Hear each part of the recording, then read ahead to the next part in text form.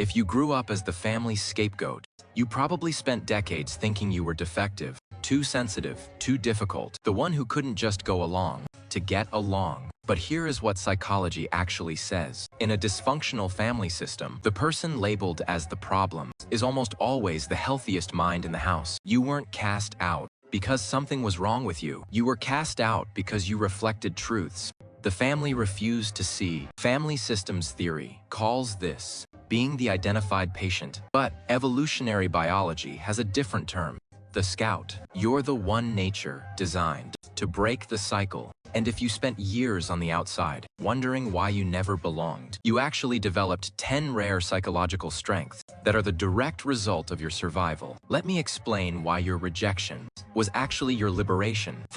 The environment that built you. Being the black sheep isn't just about being different. It is about being the disruption. In psychology, we view the family as immobile, those hanging structures with balanced parts. In a toxic family, the goal isn't growth. The goal is homeostasis, keeping everything frozen in place. When you showed up with your questions, your emotions, and your need for honesty, you threatened that balance. You became the scapegoat, not because you were flawed, but because the family needed someone to absorb their unprocessed trauma. You were the container for their shadow. This was painful, creating deep wounds of abandonment, but it also forced your brain to develop differently. You didn't build the neural pathways of compliance. You built the neural pathways of a cycle breaker. Because of this, you now possess 10 gifts that most people will never develop. Gift 1. Intolerance for cognitive dissonance. In many families, there is an unspoken rule. We pretend everything is fine.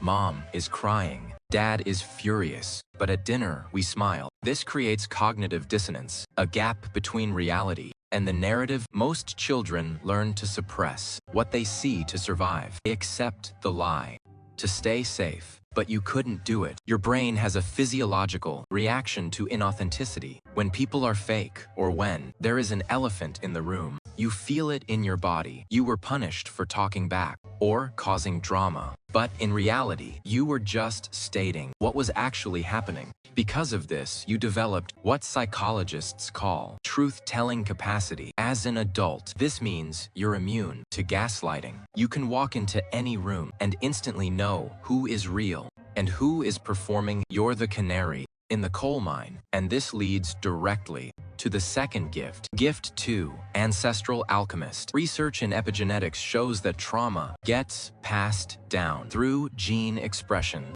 for generations. The anxiety you carry, the heaviness in your chest, it might not have originated with you, but the black sheep is the one who says, "This ends here." You're probably the first in your family who went to therapy. You're the one reading psychology books, meditating, trying to heal. You volunteered consciously or not to metabolize the pain your ancestors avoided. You're not just living your life, you're rewriting the genetic code for your entire lineage. You're transforming generational trauma into wisdom. Because you're doing this work, you developed the third gift, which was probably framed as your greatest weakness. Gift 3. High sensory intelligence. You were told you were too sensitive or too emotional, but psychology links this to a trait called sensory processing sensitivity. Your nervous system literally processes more data than the average person in a chaotic home. This was overwhelming. You absorbed your mother's sadness, your father's anger, your siblings' jealousy. You became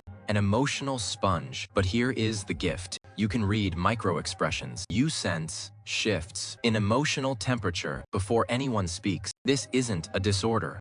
It is an evolutionary advantage. In any group, the person with high sensory intelligence is the watchman. You're the one who senses danger before it arrives. Your sensitivity is a sophisticated data collection system that makes you an exceptional leader, healer, and friend. Because you feel deeply, you developed the fourth trait. Gift 4. Justice sensitivity. If you were the black sheep, you have a visceral reaction to injustice. You can't watch the underdog get bullied. You can't tolerate unfairness. This comes from experiencing power imbalances yourself. You know what it feels like to be voiceless. Research shows that people who face early adversity often develop high capacity for altruistic punishment. This means you're willing to risk your own safety to defend what is right. While others look away to stay comfortable, you step in. You're the whistleblower. You're the advocate. You possess a moral compass that points true north, even when everyone else is lost. This drive for justice creates an interesting paradox. You often end up leading, even when you never wanted to. Gift 5: Reluctant leadership. In your family, you weren't trying to take control. You were trying to survive. But because you operated outside groupthink, you developed autonomy. Most people fear standing alone. They'll follow a terrible leader just to belong. But you've already survived the wilderness. You've already been the outcast. This makes you incorruptible. You don't lead for power. You lead because you see a better path. You're what experts call a transformational leader, someone who leads through authenticity rather than force. You don't need crowd validation because you learn to validate yourself. Because you can lead, you also know who deserves your trust. This brings us to the 6th gift. Gift 6: Detector of hidden motives. When you're the scapegoat, you learn that words are often weapons or disguises. You learn that "I love you" can mean "I want to control you." Because of this, you developed pattern recognition for human behavior. You listen to tone, not just words. You watch what people do, not what they promise. You might struggle to trust easily. That is not paranoia. It is discernment. You save yourself years of pain. Because you can spot manipulation within 5 minutes of meeting someone. Your trust is hard to earn, but once given, it is unshakable. This discernment often leads you to spend time alone. Society says loneliness is bad, but you've turned it into power. Gift 7: Capacity for solitude. The black sheep spends time on the margins.